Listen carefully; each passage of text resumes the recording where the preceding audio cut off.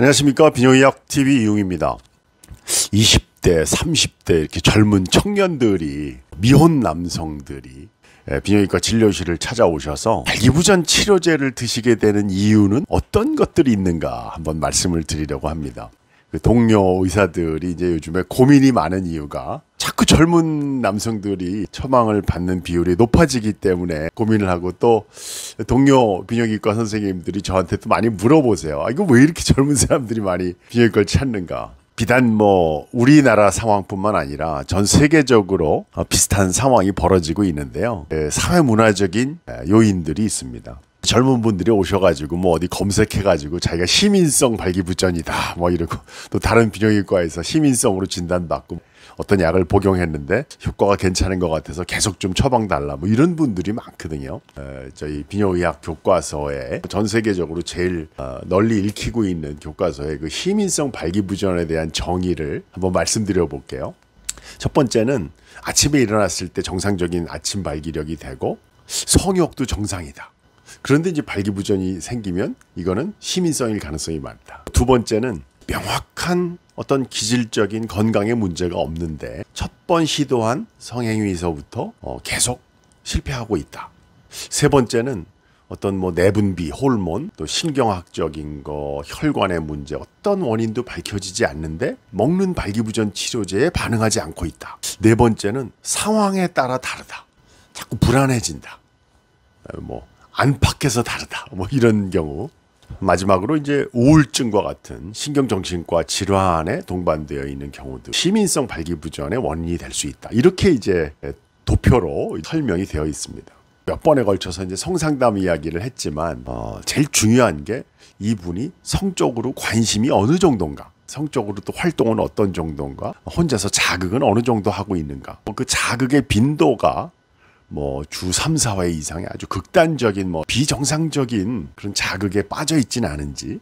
세 번째는 성행위와 연관된 공상이나 상상이 적절한가. 좀 변태적인 상상하지 않으면 성적인 자극이 안 되는 경우. 마지막으로 그런 상담을 통해서 얻을 수 있는 환자들의 성적인 성숙도, 또 가치관, 이런 것들을 파악하고 나면 이거를 저는 이제 의학적인 진료실에 가면 맨 처음에 이제 체온계를 대보잖아요. 요즘엔 더더군다나 열 잘 재야 되죠. 저는 이제 첫 번 성상담할 때 한 4가지 정도의 이런 측면을 파악하는 것이 성적인 체온을 재는 것이다. 저는 이렇게 생각을 합니다. 성적인 체온계를 통해서 성적인 온도가 측정이 되고 나면 분의 근본적인 성적인 문제를 발견하게 되는데요. 제일 많은 것이 야동 중독입니다. 그것과 동반되어 있는 자유행위 중독, 또 거기에 물리적으로 너무 압력을 많이 주는 경우, 그래서 야동과 연관되어 있는 성기능장애, 성욕구장애 그런 거에 너무 빠져 있으니까 다른 일반적인 욕구가 거의 없는 상태로 약물에 의존하려고 하는 경우, 자기의 파트너하고 집중을 못하고 자꾸 혼자서 숨어들게 되고 거기에 빠져서 헤어나오지 못하는 그런 경우, 너무 그 압력과 이런 거에 빠져서 자기의 감각력치가 올라가서 지루증이 생긴다든지 유지가 안 되니까 발기력이 떨어지고 성적인 행위에 집중하지 못하는 경우, 가장 심각한 이제 현실 감각이 없어지는 경우죠. 정상적인 여성과의 교감이라든지 이런 것도 못하게 되고, 완전히 이제 성매수라든지 성범죄까지 연관되는 심각한 이 성적인 가치관의 손상을 받을 수도 있는 거죠.